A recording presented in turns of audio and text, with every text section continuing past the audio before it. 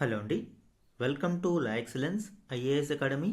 ఈరోజు మనం మే 3 మరియు 4 నాటి ఈనాడు న్యూస్ పేపర్లోని ఇంపార్టెంట్ కరెంట్ అఫైర్స్ గురించి డిస్కస్ చేద్దామండి. బిఫోర్ దట్ మనము ప్రీవియస్ క్లాస్లో ఇచ్చిన క్వశ్చన్ గురించి చూద్దాము. బుద్ధుని మహాపరినిర్వాణం తర్వాత ఆయన అవశేషాల పంపిణీకి సంబంధించి క్రింది వాటిని పరిగణించండి.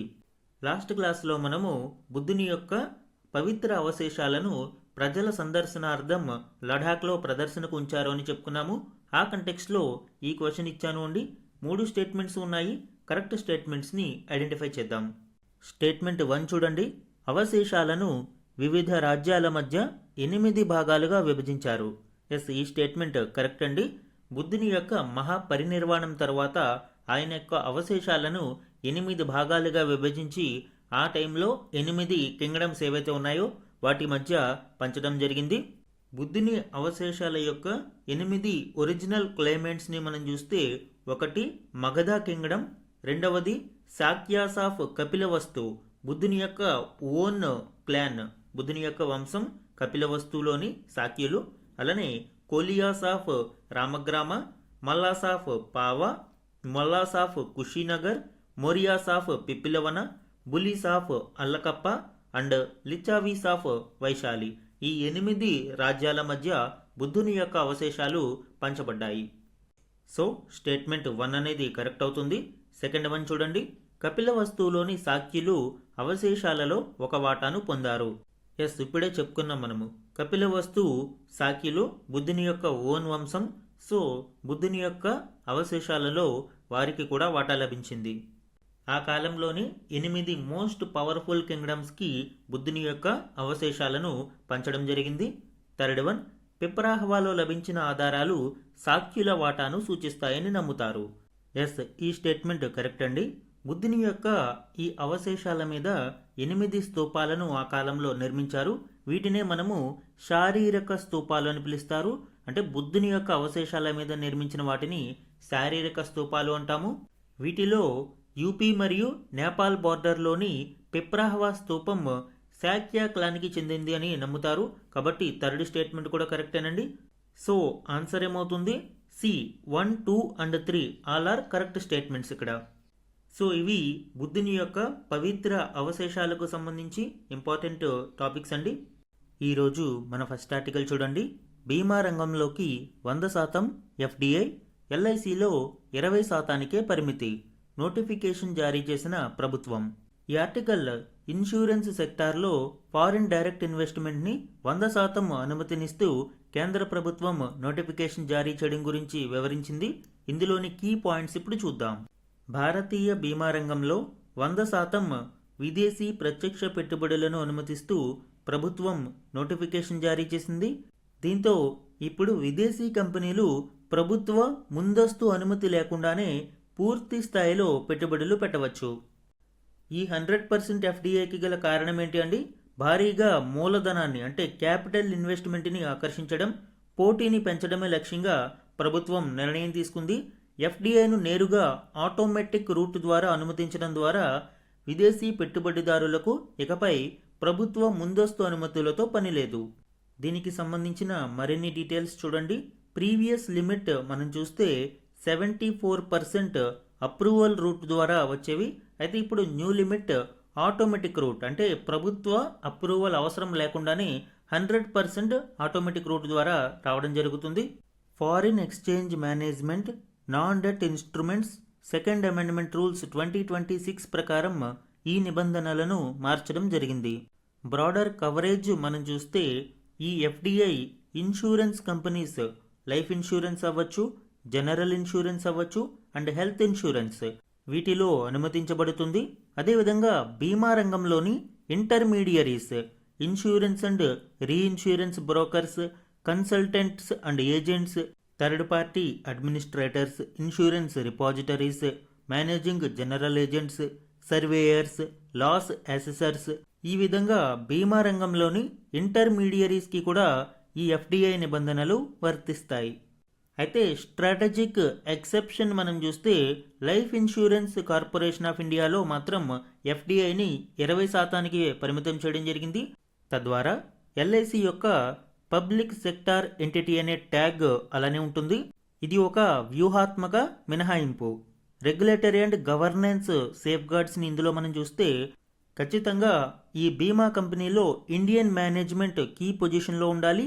చైర్పర్సన్ కానీ, ఎండీ కానీ, సిఇఓ కానీ ఈ ముగ్గురిలో ఒకరు ఖచ్చితంగా భారతదేశంలో నివసిస్తున్న భారతీయ పౌరుడై ఉండాలి. అలానే ఈ బీమా కంపెనీలలో బోర్డ్స్లో ఇండిపెండెంట్ డైరెక్టర్స్ అనేవాళ్ళు ఉండాలి. అంటే కంపెనీకి సంబంధం లేకుండా కంపెనీ యొక్క పురోగతి మీద దృష్టి సారించేవారు. అలానే IRDA approval for all investments అనేవి అవసరమవుతుంది. Insurance regulatory development and authority of India ఈ విధానపరమైన మార్పులను అమలు చేయడం కొరకు ఇటీవల ప్రభుత్వం సబ్కా బీమా సబ్కీ రక్ష బీమా చట్టాల సవరణ బిల్లు 2025ను ఆమోదించింది. ఈ బిల్లు ద్వారా 1938 నాటి బీమా చట్టం, 1956 నాటి ఎల్ఐసి చట్టం, 1999 నాటి ఐఆర్డిఏఐ చట్టాలకు మార్పులు చేసింది. బీమా రంగ విస్తరణకు ఏటా 40,000 కోట్ల నుంచి 50,000 కోట్ల వరకు భారీ మూలధనం అవసరమని అంచనా. సో ఈ 100% ఎఫ్డిఐ విధానం ద్వారా ఈ మూలధన అవసరాలు తీరనున్నాయి. అయితే దీనివలన కొన్ని సమస్యలు కూడా ఉన్నాయి. బలమైన విదేశీ సంస్థల ప్రవేశంతో పోటీ తీవ్రమై అన్ని సంస్థల లాభాల మార్జిన్లు తగ్గవచ్చు. ఇక విదేశీ సంస్థలు కేవలం లాభాలను తమ దేశాలకు తరలించడంపైనే దృష్టి పెట్టి గ్రామీణ ప్రాంతాలను విస్మరిస్తాయనే విమర్శలు ఉన్నాయి. దీనికి తోడు ఎల్ఐసికి తొలి సంవత్సర జీవిత బీమా ప్రీమియంలో 57.05% వాటా ఉండడం వల్ల కొత్తగా వచ్చే సంస్థలకు పోటీ వాతావరణం ఎదురవుతుంది. అంటే మనకి ఫస్ట్ టైం లైఫ్ ఇన్సూరెన్స్ తీసుకునే వాళ్ళలో 57.05% మంది ఎల్ఐసి ద్వారానే తీసుకుంటున్నారు. సో ఇప్పుడు విదేశీ సంస్థలు ఈ పోటీని తట్టుకోవాల్సిన అవసరం ఉంది. ఈ ఎఫ్డిఐ ఎన్హాన్స్మెంట్ వలన ప్రయోజనాలు చూడండి. Increased foreign capital, improved solvency, support for insurance for all by 2047 and also encourages competition, innovation and advanced technology. So ఇవి బీమా రంగంలో 100% ఎఫ్డిఐ వలన కలిగే ప్రయోజనాలు. మన నెక్స్ట్ ఆర్టికల్ చూడండి. వ్యూహాత్మక ఇంధన నిల్వలను భారత్ ఏర్పాటు చేసుకోవాలి. ముఖ్య ఆర్థిక సలహాదారు నాగేశ్వరన్ సూచన. ఈ ఆర్టికల్ భారత చీఫ్ ఎకనామిక్ అడ్వైజర్ అయిన వి అనంత నాగేశ్వరన్ గారి యొక్క కీలక సూచనలు, ఎస్పెషల్లీ స్ట్రాటజిక్ పెట్రోలియం రిజర్వ్స్కి సంబంధించి ఆయన ఇచ్చిన సూచనలను వివరిస్తుంది. ఇందులోని కీ పాయింట్స్ ఇప్పుడు చూద్దాం. పశ్చిమాసియా ఉద్రిక్తతల ప్రభావంతో అత్యంత క్లిష్టమైన ఇంధన సంక్షోభాన్ని మనము ఎదుర్కొంటున్నాము. సో ఈ నేపథ్యంలో వ్యూహాత్మక నిల్వలను భారత్ సృష్టించుకోవాల్సిన అవసరం ఉంది అని చీఫ్ ఎకనామిక్ అడ్వైజర్ అనంత నాగేశ్వరన్ గారు సూచించారు. దిగుమతులపై భారత్ అధికంగా ఆధారపడుతున్న నికెల్, టిన్, కాపర్ లాంటి ఇతర విభాగాలపైన కూడా దృష్టి సారించాలి అని ఆయన పేర్కొన్నారు. అలానే ప్రెజెంట్ ఎరువులు మరియు పెట్రోలియం ప్రొడక్ట్స్ యొక్క ధరలు పెరుగుతూ ఉండడంతో ద్రవ్యలోటు 4.3% తగ్గించాలి అనే లక్ష్యాన్ని సాధించడం కూడా సవాలుతో కూడుకున్నది అని అభిప్రాయపడ్డారు. ఇక ప్రస్తుత ఇంధన ధరలతో పాటు వర్షపాతం సాధారణం కంటే తక్కువగా నమోదైతే మాత్రం ద్రవ్యోల్బణం గణనీయంగా పెరుగుతుంది అని ఆయన తెలిపారు. అలానే 2025-26లో కరెంట్ అకౌంట్ డెఫిసిట్ 1% లోపే ఉండగా ప్రస్తుతం ఈ ఆర్థిక సంవత్సరంలో అది 2% పెరిగే అవకాశం ఉంది అని కూడా ఆయన అభిప్రాయపడ్డారు. సో ఓవరాల్గా ప్రస్తుత యుద్ధ పరిణామాల నేపథ్యంలో చమురు ధరలు విపరీతంగా పెరగడము మరియు ఎరువుల ధరలు పెరగడం, దానికి తోడు వర్షపాతం సాధారణం కంటే తక్కువ నమోదయ్యే అవకాశం ఉండడంతో ఈ ఆర్థిక సంవత్సరంలో ద్రవ్య లోటును 4.3% లక్ష్యాన్ని అందుకోవడం విఫలమవ్వచ్చు అని, అలానే కరెంట్ అకౌంట్ డెఫిసిట్ కూడా 2% పైబడే అవకాశం ఉంది అని అనంత నాగేశ్వరన్ గారు అభిప్రాయపడ్డారు. అలానే వ్యూహాత్మక ఇంధన నిల్వలను పెంచుకోవాల్సిన అవసరం ఉంది అని కూడా ఆయన తెలిపారు. ఈ కంటెక్స్ట్లోనే ప్రజెంట్ భారతదేశంలో ఉన్న స్ట్రాటజిక్ పెట్రోలియం రిజర్వ్స్ గురించి మనము డిస్కస్ చేద్దామండి. ఈ ఇయర్ ఎగ్జామ్స్లో వెరీ ఇంపార్టెంట్ టాపిక్. ఈ లొకేషన్స్ ఎక్కడ ఉన్నాయి అండ్ వీటి కెపాసిటీ ఎంత, ఎన్ని రోజులకు ఈ నిల్వలు మనకి సరిపోతాయి వంటి డీటెయిల్స్ మనకి ఎగ్జామ్స్లో ఇంపార్టెంట్. ఈ స్ట్రాటజిక్ రిజర్వ్స్ను Indian strategic petroleum reserves limited ISPRL నిర్వహిస్తుంది. ఇవి massive underground rock caverns located near coastal refineries. ఇవి అండర్ గ్రౌండ్లో లార్జ్ కేవ్స్ లాగా, డీప్ కేవ్స్ లాగా నిర్వహిస్తారు. ఇందులో పెట్రోలియం రిజర్వ్స్ను మనము నిల్వ చేస్తూ ఉంటాము. ఫేజ్ 1 కరెంట్ ఇన్ఫ్రాస్ట్రక్చర్ మనం చూస్తే total capacity very important 5.33 million metric turns capacity మనము కలిగి ఉన్నాము. ఇవి దేశవ్యాప్తంగా ఉన్న డిమాండ్కు 9.5 రోజుల వరకు సరిపోతాయి. వీటి లొకేషన్స్ను మనం చూస్తే ఆంధ్రప్రదేశ్లోని విశాఖపట్నం 1.33 మిలియన్ మెట్రిక్ టన్స్ మరియు కర్ణాటకలోని పాడూర్ 2.50 MMT అండ్ కర్ణాటకలోని మంగళూరు 1.50 MMT. అంటే present operational strategic petroleum reserves ఏ రాష్ట్రాలలో ఉన్నాయంటే 2 రాష్ట్రాలు, ఒకటి ఆంధ్రప్రదేశ్, రెండవది కర్ణాటక. అండ్ ఈ 5.33 మిలియన్ మెట్రిక్ టన్స్లోని ఓవరాల్ కరెంట్ స్టేటస్ మనం చూస్తే ప్రస్తుతం 3.37 మిలియన్ మెట్రిక్ టన్స్ మనము హోల్డ్ చేసి ఉన్నామండి. అంటే మనకి టోటల్ ఉన్న కెపాసిటీలో 64% కెపాసిటీని కలిగి ఉన్నాము. ఇక టోటల్ నేషనల్ బఫర్ మనం చూస్తే టోటల్ కెపాసిటీ ఆయిల్ రిఫైనరీస్ దగ్గర ఉండే కమర్షియల్ స్టాక్స్ని కూడా కలుపుకుంటే 74 రోజులకి కెపాసిటీ మనకి ఉంది. And present actual stock cover మనం చూస్తే 60 రోజులకు సరిపోతుంది. ఇక ఎక్స్పాన్షన్ ప్లాన్స్ ఫేజ్ 2 గురించి ఇటీవల ప్రభుత్వం నిర్ణయం తీసుకుంది. ఇందులో 6.5 మిలియన్ మెట్రిక్ టన్స్ అడిషనల్గా కెపాసిటీని పెంచనున్నారు. తద్వారా 12 రోజులకు అడిషనల్గా స్ట్రాటజిక్ బఫర్ సరిపోతుంది. దీని కొరకు 2 ప్లేసెస్ని ఎంచుకున్నారు. ఒకటి ఒడిశాలోని చండీకోల్ 4 మిలియన్ మెట్రిక్ టన్ ఇక్కడ ఏర్పాటు చేయనున్నారు. ఇక పాదూర్ కర్ణాటకలోని పాదూర్ ఎక్స్పాండ్ చేసి 2.5 మిలియన్ మెట్రిక్ టన్ ఇక్కడ ఏర్పాటు చేయనున్నారు. ఇలా టోటల్ 6.5 మిలియన్ మెట్రిక్ టన్స్ అడిషనల్గా ఈ స్ట్రాటజిక్ పెట్రోలియం రిజర్వ్స్ని ఎక్స్పాండ్ చేయాలి అని ప్రభుత్వం నిర్ణయించింది. దీని కొరకు PPP model, public private partnership మోడల్ని ప్రభుత్వం ఎంచుకుంది. ఇక దీనితో పాటు ఫ్యూచర్ ప్రపోజల్స్ మనం చూస్తే salt caverns in Bikaner Rajasthan, facilities in Rajkot Gujarat and facilities in Bina Madhya Pradesh, వీటిని కూడా ఈ స్ట్రాటజిక్ పెట్రోలియం రిజర్వ్స్ కొరకు ఎంచుకోవడానికి ప్రభుత్వం సన్నాహాలు చేస్తుంది. సో ఇది భారతదేశంలోని వ్యూహాత్మక ఇంధన నిల్వలకు సంబంధించిన ఇంపార్టెంట్ డీటెయిల్స్ అండి. మన నెక్స్ట్ ఆర్టికల్ చూడండి. RBI డిప్యూటీ గవర్నర్గా రోహిత్ జైన్. ఈ article reserve bank of India యొక్క నూతన డిప్యూటీ గవర్నర్ రోహిత్ జైన్ నియామకానికి సంబంధించి కీలక అంశాలను వివరిస్తుంది. ఇందులోని కీ పాయింట్స్ ఇప్పుడు చూద్దాం. RBI నూతన డిప్యూటీ గవర్నర్గా రోహిత్ జైన్ను ప్రభుత్వం నియమించింది. ఈయన 3 ఏళ్ల పాటు ఈ పదవిలో కొనసాగనున్నారు.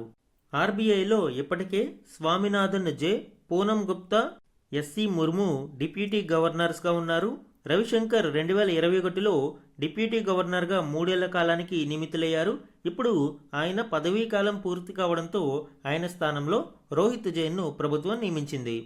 ఈ కంటెక్స్ట్లో RBI central board of directors గురించి చూద్దాము. ఓవరాల్గా మొత్తం 21 మంది మెంబర్స్ ఇందులో సభ్యులుగా ఉంటారు. సెక్షన్ 8 ఆఫ్ RBI యాక్ట్ దీని గురించి తెలియజేస్తుంది. ఈ 21 మంది సభ్యులలో 5 అఫీషియల్ డైరెక్టర్స్గా ఉంటే మిగిలిన 16 మంది నాన్ అఫీషియల్ డైరెక్టర్స్గా ఉంటారు. అఫీషియల్ డైరెక్టర్స్గా గవర్నర్తో పాటు 4 డిప్యూటీ గవర్నర్స్ ఉంటారు. ఈ విధంగా 5 సభ్యులు ఉంటారు. గవర్నర్గా ప్రస్తుతం సంజయ్ మల్హోత్రా డిసెంబర్ 2024 నుంచి కొనసాగుతూ ఉన్నారు. ఇక 4 డిప్యూటీ గవర్నర్స్ ప్రస్తుతం నియమితులైన రోహిత్ జైన్, స్వామినాథన్ జానకీరామన్, పూనం గుప్తా, శిరీష్ చంద్ర ముర్ము. ఇక నాన్ అఫీషియల్ డైరెక్టర్స్లో 16 మందిలో 10 మంది వేరియస్ ఫీల్డ్స్ నుంచి ప్రభుత్వం ఎంపిక చేస్తుంది. ఆనంద్ మహీంద్ర, వేణు శ్రీనివాసన్, పంకజ్ పటేల్, రవీంద్ర ధోలాకియా, ఇలా వివిధ రంగాల ప్రముఖులను ఎంపిక చేస్తారు. 2 గవర్నమెంట్ అఫీషియల్స్ ఇందులో సభ్యులుగా ఉంటారు. అలానే 4 directors representing local boards. Local boards మనకి అడ్వైజరీ రోల్ కోసం ముంబై, కోల్కతా, చెన్నై, న్యూఢిల్లీలలో ఏర్పాటు చేశారు. ఇందులో ఒక్కొక్క బోర్డులో 5 సభ్యులు ఉంటారు. ఈ 4 బోర్డ్స్ నుంచి ఒకరు చొప్పున 4 డైరెక్టర్స్ ఇందులో నాన్ అఫీషియల్ డైరెక్టర్స్గా నియమితులవుతారు. సో ఈ విధంగా సెక్షన్ 8 ఆఫ్ ఆర్బీఐ యాక్ట్ ప్రకారం 21 మంది సభ్యుల సెంట్రల్ బోర్డ్ ఆఫ్ డైరెక్టర్స్ ఆర్బీఐలో మనం చూడవచ్చు. మన నెక్స్ట్ ఆర్టికల్ చూడండి. నీతి ఆయోగ్ సభ్యులుగా మరో 2. ఇటీవల నీతి ఆయోగ్ కార్యవర్గాన్ని మొత్తం పునర్వ్యవస్థీకరించడం జరిగింది. ఈ నేపథ్యంలోనే నీతి ఆయోగ్లో మరొక 2 కేంద్రం నియమించింది. దీనికి సంబంధించిన డీటెయిల్స్ ఇప్పుడు చూద్దాం. నీతి ఆయోగ్ పూర్తికాల సభ్యులుగా ఫుల్ టైం మెంబర్స్గా డాక్టర్ ఆర్ బాలసుబ్రహ్మణ్యం మరియు డాక్టర్ జోరం అనియా నియమితులయ్యారు. దీంతో నీతి ఆయోగ్లో మొత్తం ఫుల్ టైం మెంబర్స్ యొక్క సంఖ్య 7కు పెరిగింది. ఇటీవలే 5 సభ్యులను ఆల్రెడీ నియమించారు, ఇంక్లూడింగ్ ఇది వరకు సభ్యుడిగా ఉన్న రాజీవ్ గౌబాతో పాటుగా. ఆ 5 ప్లస్ ఇప్పుడు మరొక 2 నూతనంగా నియమించారు. దీనితో 7 ఫుల్ టైం మెంబర్స్ ఇప్పుడు నీతి ఆయోగ్లో ఉన్నారు. అండ్ ఈ నూతన సభ్యులలో బాలసుబ్రహ్మణ్యం కర్ణాటకకు చెందిన వారు కాగా జోరం అనియా అరుణాచల్ ప్రదేశ్ వాసి. అండ్ ఒక ఇంపార్టెంట్ పాయింట్ ఏంటి అంటే నీతి ఆయోగ్ సభ్యురాలిగా ఈశాన్య రాష్ట్రం అరుణాచల్ ప్రదేశ్కు చెందిన మహిళను నియమించడం ఇదే తొలిసారి. ఈ కంటెక్స్ట్లో నీతి ఆయోగ్ కంపోజిషన్ గురించి ఒకసారి చూద్దామండి. National institution for transforming India, government of India యొక్క ప్రీమియర్ పాలసీ థింక్ ట్యాంక్గా ఈ నీతి ఆయోగ్ వ్యవహరిస్తుంది. దీనిని 2015 జనవరి 1న ఎస్టాబ్లిష్ చేయడం జరిగింది. దీని యొక్క గోల్ ఏంటి అండి? Promote cooperative federalism. కేంద్ర రాష్ట్రాల మధ్య మరియు వివిధ రాష్ట్రాల నడుమ కోఆపరేటివ్ ఫెడరలిజం అంటే సహకార సమాఖ్యను రూపొందించడం ఈ నీతి ఆయోగ్ యొక్క ప్రధాన ఉద్దేశ్యం. కంపోజిషన్ మనం చూస్తే దీని యొక్క చైర్పర్సన్గా ఎక్స్ అఫిషియో చైర్పర్సన్గా ప్రధాని వ్యవహరిస్తారు మరియు వైస్ చైర్పర్సన్ అండ్ సిఇఓలను ప్రధాని అపాయింట్ చేస్తారు. ఇటీవల అశోక్ కుమార్ లాహిరి గారిని వైస్ చైర్పర్సన్గా నియమించారు అండ్ సిఇఓగా నిధి చబ్బార్ ఫుల్ అడిషనల్ ఛార్జ్తో వ్యవహరిస్తున్నారు. ఇక ఇందులో ఎక్స్ అఫిషియో మెంబర్స్గా 4 యూనియన్ కేబినెట్ మినిస్టర్స్ ఉంటారు. వీరిని ప్రధాని నామినేట్ చేయడం జరుగుతుంది. ప్రస్తుతం రాజ్నాథ్ సింగ్, అమిత్ షా, శివరాజ్ సింగ్ చౌహాన్, నిర్మలా సీతారామన్ ఇందులో సభ్యులుగా ఉన్నారు.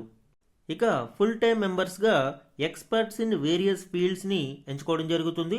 ప్రస్తుతం రాజీవ్ గౌబాతో సహా 7 ఫుల్ టైం మెంబర్స్, నూతనంగా నియమించబడిన 2తో కలిపి 7 ఫుల్ టైం మెంబర్స్ ఉన్నారు. ఇక పార్ట్ టైం మెంబర్స్గా up to 2 members from leading universities and research organisations నుంచి ఎంపిక చేయడం జరుగుతుంది. ఇక రీజనల్ కౌన్సిల్స్ అండ్ స్పెషల్ ఇన్వైటీస్ని మనం చూస్తే స్పెషల్ ఇష్యూస్ మీద స్పెషల్ ఇన్వైటీస్ని including ministers like Nitin Gadkari and Piyush గోయల్ని ప్రస్తుతం ఇన్వైట్ చేయడం జరిగింది. ఇక అతి ముఖ్యమైనది and very strong body governing council.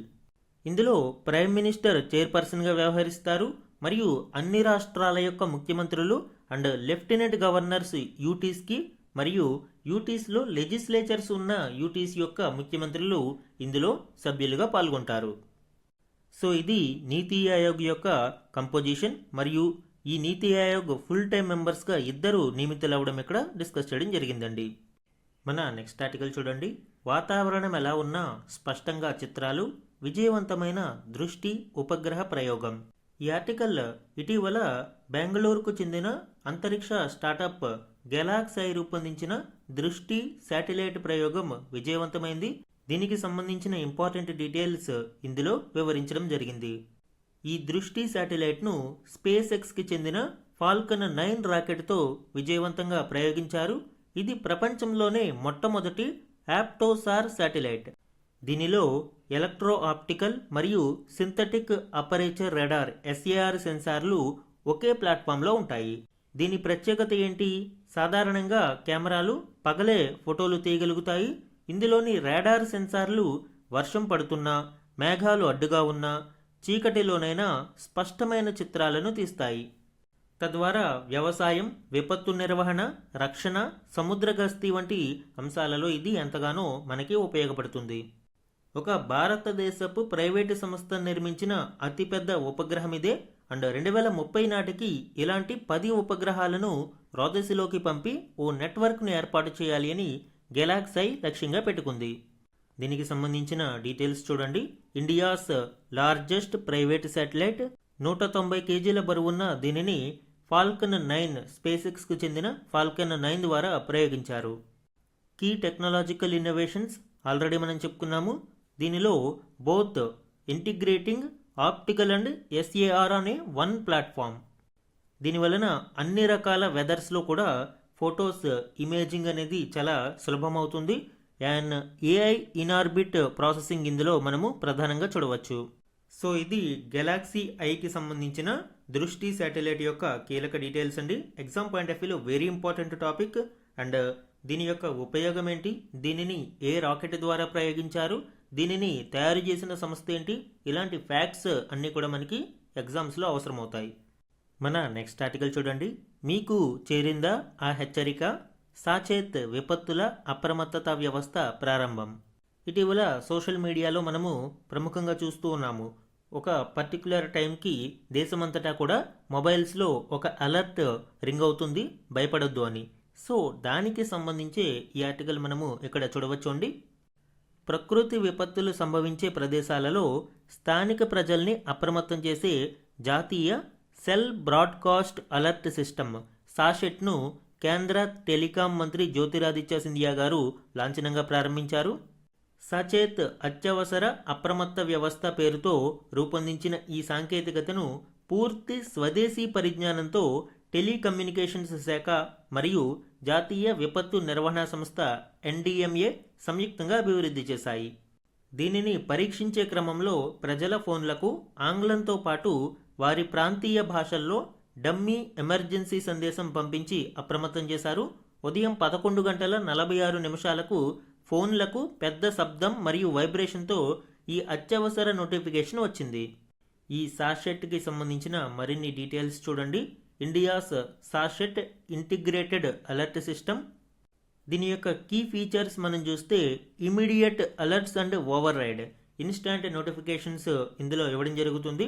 Over rides silent or do not disturb mode also. కొన్నిసార్లు కొంతమంది సైలెంట్లోను లేదా డోంట్ డిస్టర్బ్ మోడ్లోను వాళ్ళ యొక్క మొబైల్ని పెట్టేస్తూ ఉంటారు. అలాంటి సందర్భంలో నోటిఫికేషన్స్ అనేవి వినపడవు. అయితే ఈ సాషెట్ నోటిఫికేషన్ అనేది అలాంటి వాటికి కూడా పెద్ద శబ్దంతో వినిపిస్తుంది. Loud siren like alarm. అలానే జియో టార్గెటెడ్ నోటిఫికేషన్స్ వెలువడతాయి.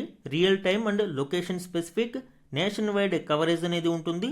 ఇక బ్రాడ్ డిజాస్టర్ కవరేజ్ ఇందులో ఉంటుంది. లైక్ ఫ్లడ్స్ కావచ్చు, ఎర్త్ క్వేక్స్ కావచ్చు, tsunamis, chemical incidents, gas leaks and thunderstorms ఇవన్నీ కూడా ఇందులో కవర్ అవుతాయి. And no internet and no congestion. ఇక్కడ సెల్ బ్రాడ్కాస్ట్ టెక్నాలజీని ఎందుకు ఉపయోగిస్తున్నారు అంటే కొన్నిసార్లు ఇంటర్నెట్ అందరికీ కూడా అందుబాటులో ఉండకపోవచ్చు. సో అలాంటి వారికి కూడా ఈ అలర్ట్స్ వెళ్లాలనే ఉద్దేశంతో ఈ సాషెట్ సెల్ బ్రాడ్కాస్ట్ ఫెసిలిటీని ప్రారంభించడం జరిగింది. ఇంకా మల్టీ లాంగ్వేజ్ సపోర్ట్ అనేది ఇక్కడ మనం చూడవచ్చు. అలర్ట్స్ ఇన్ ఇంగ్లీష్, హిందీ మరియు రీజనల్ లాంగ్వేజెస్ చూడవచ్చు. ఎన్ష్యూరింగ్ మ్యాక్సిమం రీచ్, అందరికీ కూడా చేరవేయాలనే ఉద్దేశంతో దీనిని రీజనల్ లాంగ్వేజెస్లో కూడా అలర్ట్ అనేది చూడవచ్చు. దీనితో పాటు రిలేటెడ్ రిసోర్సెస్ మనం చూస్తే సాషెట్ మొబైల్ యాప్ ఇదివరకే అందుబాటులోకి వచ్చింది. అండ్ ఇప్పుడు మొబైల్కి కూడా అలర్ట్ మెసేజెస్ అంటే యాప్ లేకపోయినా వచ్చే విధంగా ఈ సిస్టమ్ని తీసుకువచ్చారు. అండ్ యాప్ మనకి ముందు నుంచి అందుబాటులో ఉంది. నేషనల్ డిజాస్టర్ అలర్ట్ పోర్టల్ కూడా అందుబాటులో ఉందండి. సో ఇది డిజాస్టర్ మేనేజ్మెంట్కి సంబంధించి ప్రజలను ముందస్తుగానే హెచ్చరించే వివిధ విధానాలు. మన నెక్స్ట్ ఆర్టికల్ చూడండి. 4 దృష్టి పెట్టండి, పిల్లలలో మధుమేహాన్ని టైప్ 1 డయాబెటీస్ని గుర్తించండి అని కేంద్రం తొలిసారిగా చిన్నారులలో మధుమేహ నిర్వహణ కోసం జాతీయ మార్గదర్శకాలను జారీ చేయడం జరిగింది. ఇందులో మధుమేహాన్ని గుర్తించడం, చికిత్స, దాని నియంత్రణకు సంబంధించి నిర్మాణాత్మక విధానాన్ని వెల్లడించింది. ఇందులో భాగంగా టైప్ 1 మధుమేహ లక్షణాలను త్వరగా గుర్తించేందుకు 4 Tలపై దృష్టి సారించాలి అని కేంద్ర వైద్య ఆరోగ్య శాఖ సూచించింది. 1 టాయిలెట్, టీ అంటే తరచూ మూత్రానికి వెళ్ళడం. 2వది థర్స్టీ అంటే ఎక్కువ దాహంగా కలిగి ఉండడం. 3వది టైర్డ్ ఎక్కువగా అలసిపోవడం. 4వది థిన్నర్ ఎక్కువగా బరువు కోల్పోవడం ఇలాంటి లక్షణాలను గమనిస్తూ ఉండాలి అని ఈ సూచనలలో పేర్కొంది. భారతదేశంలో డయాబెటీస్ అనేది విపరీతంగా పెరుగుతుంది అండి. దట్టు చిన్న పిల్లలలో కూడా టైప్ 1 మధుమేహం ఇటీవల ఎక్కువగా కనిపిస్తూ ఉంది.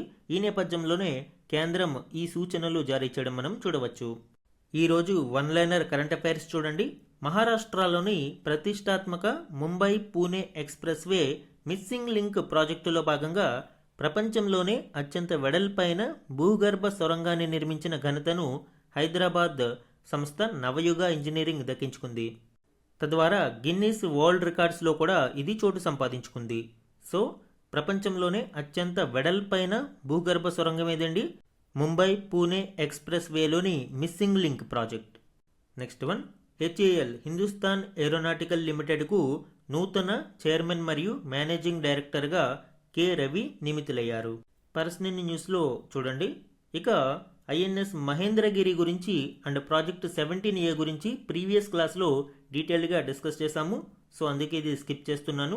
నెక్స్ట్ వన్, సూరత్ భరూచ్ సెక్షన్లోని చౌరయాసి టోల్ ప్లాజాను దేశంలో తొలి బహుళ వరుసల బ్యారియర్ లెస్ టోల్ ప్లాజాగా తీర్చిదిద్దినట్లు నితిన్ గడ్కరీ ప్రకటించారు. ఫాస్ట్ ట్యాగ్కు తోడు ఆటోమేటిక్ నెంబర్ ప్లేట్ రికగ్నిషన్ పద్ధతిని ఉపయోగించడం వల్ల వాహనదారులు టోల్ గేట్ వద్ద ఆగకుండానే ముందుకు సాగవచ్చు. వారి ఫాస్ట్ ట్యాగ్ వ్యాలెట్ నుంచి సుంకం చెల్లింపులు ఆటోమేటిక్గా జరిగిపోతుంది. అంటే మనకి లేన్స్ ఎక్కువగా ఉండి మధ్యలో కొంతమందిని ఆపి మెల్లగా వెళ్ళడం ఇలాంటి బ్లాకేడ్ అనేది ఉండదు. సో మొబిలిటీ అనేది చాలా సులభంగా జరుగుతుంది. ఇవి ఈరోజు ఈనాడు న్యూస్ పేపర్లోని ఇంపార్టెంట్ వన్ లైనర్స్. ఈరోజు మన క్వశ్చన్ గురించి చూడండి. ఈరోజు క్లాస్లో మనము దృష్టి శాటిలైట్ ప్రయోగానికి సంబంధించిన డీటెయిల్స్ డిస్కస్ చేయడం జరిగింది. ఆ కంటెక్స్ట్లో ఈ క్వశ్చన్ ఇచ్చాను అండి. 2 స్టేట్మెంట్స్ని ఇవ్వడం జరిగింది. కరెక్ట్ స్టేట్మెంట్స్ని ఐడెంటిఫై చేసి ఆన్సర్ని కమెంట్ సెక్షన్లో కమెంట్ చేయండి. ఇవి ఈరోజు ఈనాడు న్యూస్ పేపర్లోని ఇంపార్టెంట్ కరెంట్ అఫైర్స్ మీద daily analysis. Thank you for watching.